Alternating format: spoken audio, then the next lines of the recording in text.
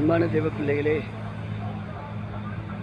கர்த்தருக்குள் எப்பொழுதும் சந்தோஷமாயிருங்கள் சந்தோஷமாயிருங்கள் என்று மறுபடியும் உங்களுக்கு சொல்லுகிறேன் என்று வேதம் சொல்லுகிறேன். ஆண்டவருக்குள்ள சந்தோஷமான ஒரு வாழ்க்கை எப்பொழுது தெரியுமா? தேவன் என் பட்சத்தில் என்னோடு கூட எனக்கு துணையாக இருக்கிறார் என்கிற நம்பிக்கை கொண்டு வாழ்ந்து கொண்டிருக்கிற உங்களுக்கு தான் கர்த்தர் சந்தோஷமான சுக வாழ்வை தேவன் கொடுத்து உங்களை ஆசீர்வதித்து உயர்த்த வல்லவர். இந்த கால வேளையில் ஒரு முடிவெடுங்க. என் தேவன் அவர் என் பட்சத்தில் என்னோடு கூட இருக்கிறார். நான் எப்போதும் என் ஆண்டவருக்குள் சந்தோஷமாயிருப்பேன்.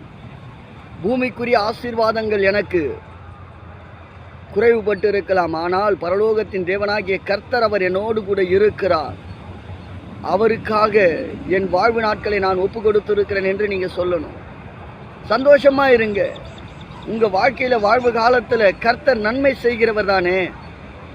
நிறைய பேர் ஆண்டவருடைய ஆசீர்வாதத்தை, ஆண்டவருடைய வல்லமையை நீங்கள் புரியாது இருக்கிறீங்க. இன்றைக்கு புரிந்து கொள்ளுங்கள். அவருடைய வல்லமை பெரியது, அவருடைய அழைப்பு பெரியது. அவருடைய அழைப்புக்கேற்ற பாத்திரவான்களாய் உங்களுடைய வாழ்க்கையை நீங்கள் ஒப்பு கொடுக்கிற போது தேவ பிள்ளைகளே, தேவனுக்குள் எப்போதும் சந்தோஷமாய் கர்த்தர் கொடுத்தார், கர்த்தர் எடுத்தார், கர்த்தருடைய நாமத்திற்கு ஸ்தோத்திரம் என்று யோபு சொல்லுகிறார். எதனால?